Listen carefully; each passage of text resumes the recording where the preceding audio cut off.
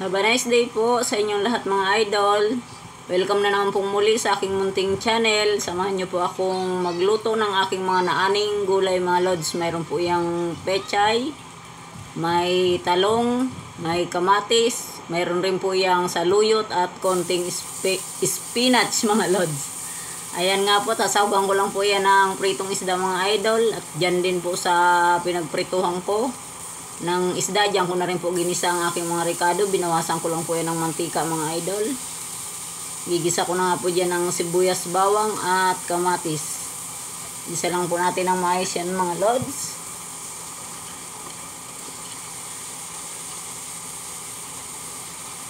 At hintayin ko lang pong lumambot dyan medyo ang kamatis bago ko po ilalagay ang mga gulay. Nilagyan ko nga rin po pala ng paminta.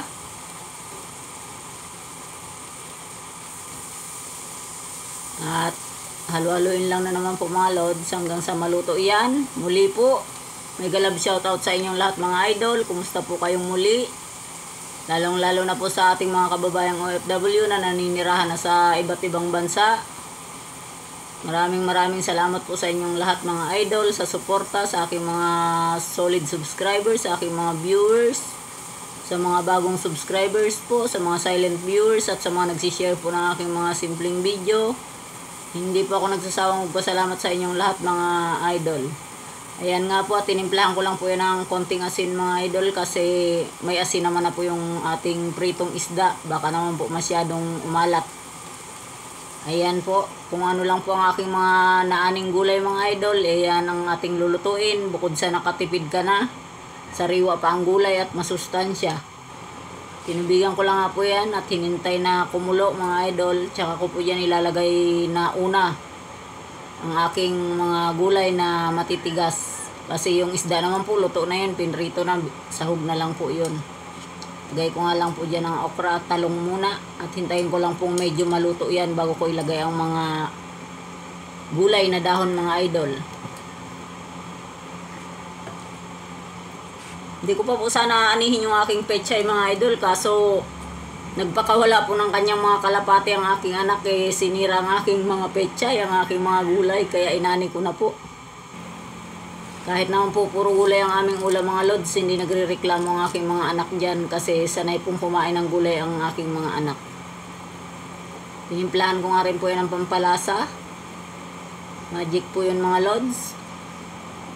Yan, at ilagay ko na rin po ang mga dahon kasi medyo luto na po ang ating mga naunang gulay. Yan. Salamat nga po sa inyong lahat mga idol at ingat-ingat po tayo sa panahon ngayon.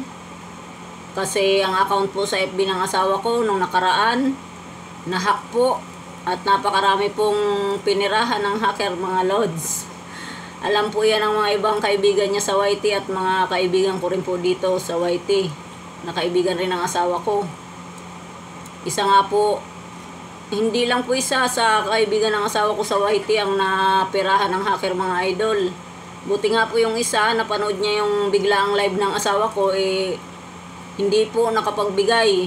Pero magbibigay na po sana siya. Sinend po sa asawa ko yung conversation nila ng hacker mga lods. Buti nga po nabawi rin ang kanyang pinsan. Marunong din yung pinsan niyang babae. Nabawi po ang kanyang account sa FB. Kung hindi po, mas marami pang maluloko yung hacker mga lods. Kaya ingat-ingat po tayo mga idol palagi. Napakarami pa rin po talagang mga taong manluloko at walang magawa po talagang magaling sa panahon ngayon mga idol. Hindi po marunong lumaban ng patas sa buhay. Kaya mag-ingat na lang po tayo palagi. Kung hindi po nabawi yun, mas marami pa talagang maluloko yun. Kala po nila asawa ko yung may gawa nun. Pero hindi po gali ng asawa ko mga idol. Ang ganun, hindi po, kahit na po hirap kami sa buhay, hindi po mahilig mangutang ang aking asawa. Nagsisika po talaga yun para mabuhay kami ng patas. Kahit saan po pumuntang lugar ang aking mister, sa mga kaibigan po ng mister ko sa YT. Kung mga kaibigan ko rin po kayo, yun po ang masasabi ko mga lods. Hindi po manlulokong tao ang aking mister. Lumalaban po ng patas yun. Kahit saan pong lugar pumunta yun mga lods, napakarami po nung kaibigan. Kaya shoutout po sa aking mister, Marlon Backyard. Ingat-ingat ka palagi. Ayan po mga idol, halos luto na po yan. Kain na naman po, kain po tayo mga idol. Maraming salamat po muli sa inyong lahat. God bless us all.